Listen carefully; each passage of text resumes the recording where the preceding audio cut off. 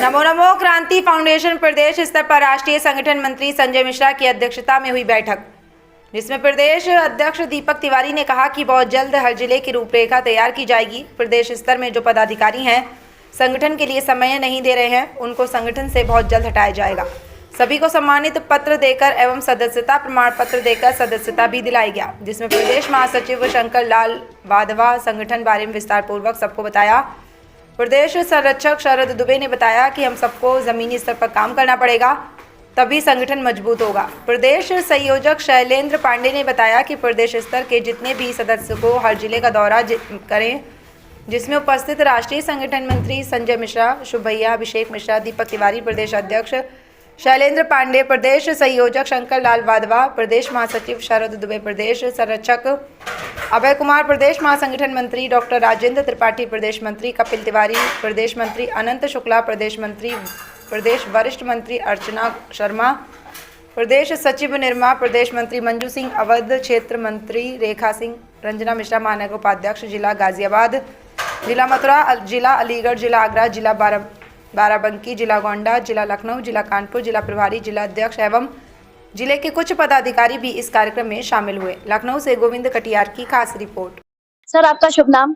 शंकर लाल वाधवा, प्रदेश महासचिव, नमो नमो क्रांति foundation. Sir, आपका जो ये फाउंडेशन है, ये किस लिए आपने इसको बनाया है और इसका क्या उद्देश्य है?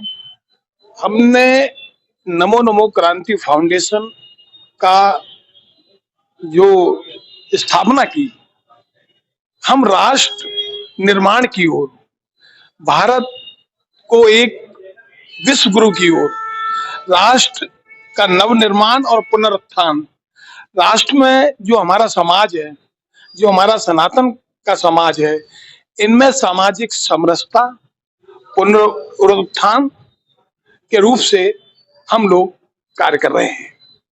तो जैसे आपने बताया कि राजनीतिक और राज्य के समाज के लिए आप कार्य कर रहे हैं, तो आपके इस कार्य में और कौन-कौन से लोग मतलब जुड़े हुए हैं? कुछ और संगठन जुड़े हुए हैं या कुछ और पर्सन कौन-कौन जुड़ा हुआ है? हमारा कुछ कार्य ऐसे होते हैं जो सरकारें नहीं कर पाती। सरकारें देश बचाती हैं, सरकारें राष्ट्र नहीं बचाती। सरकार की कुछ सीमाएं हैं, वो अपनी सीमाओं को लांघ नहीं सकती, उसके अंतर्गत कार्य करती है। समाज का निर्माण करना है, समाज के निर्माण के लिए सरकारें तो काम कर रही हैं, लेकिन कुछ ऐसी चीजें जो सरकार नहीं कर पा रही है। आज देश को आजाद हुए 75 साल हो गए, 75 वर्षों में हम एक पूरी शताब्दी की ओर जा रहे हैं। उसके लिए और वर्तमान का जो समय इतना खराब चल रहा है, उसको देखते हुए सामाजिक परिवर्तन, सामाजिक चेतना में परिवर्तन, सामाजिक जागृति में परिवर्तन करने का हमारा इस संगठन का मूल उद्देश्य है। तो आपने बताया जो भी सामाजिक परिवर्तन और आप जो भी यहाँ पे परिवर्तन के लिए आपने संगठन शुरू किया है, तो आप बता सकते हैं कि ये परिवर्तन आप किस प्रकार कर रहे हो और कहाँ से शुरुआत की है?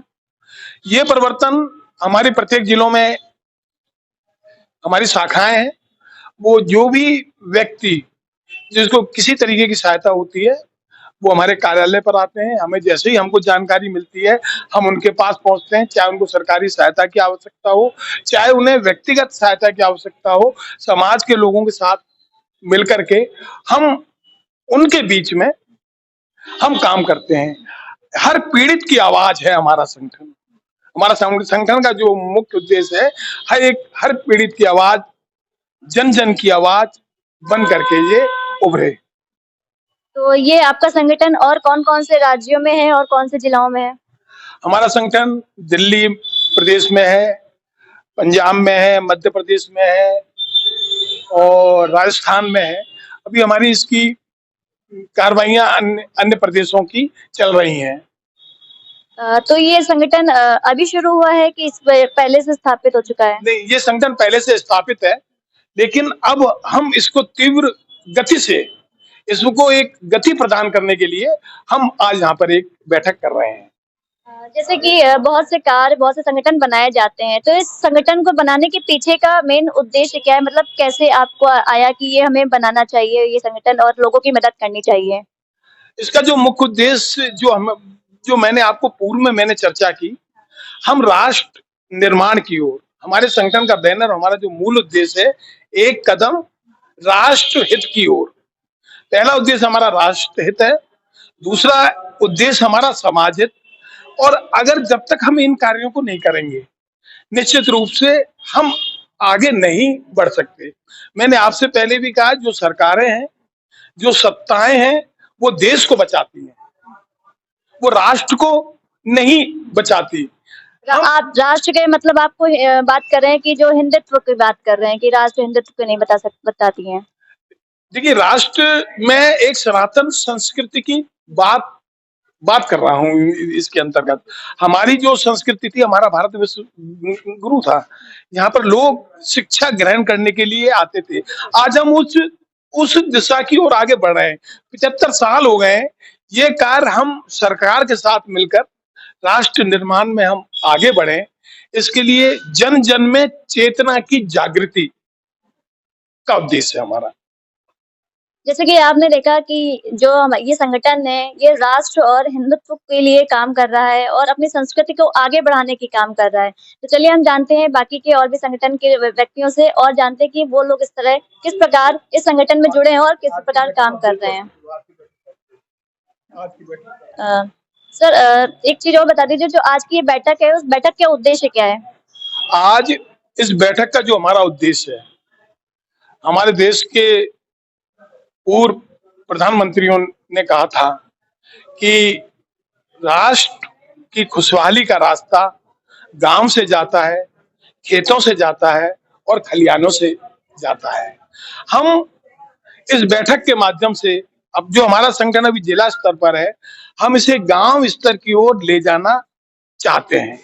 अदम गोंडवी जी का एक शेर है, सरकार के पास तो आंकड़े हैं, जो कि बहुत अच्छी अदम गोंडवी जी ने कहा था कि तुम्हारे फाइलों में गांव का मौसम गुलाबी है, तुम्हारी फाइलों में गांव का मौसम गुलाबी है, मगर ये आंकड़े झूठे हैं और ये दावा किताबी है।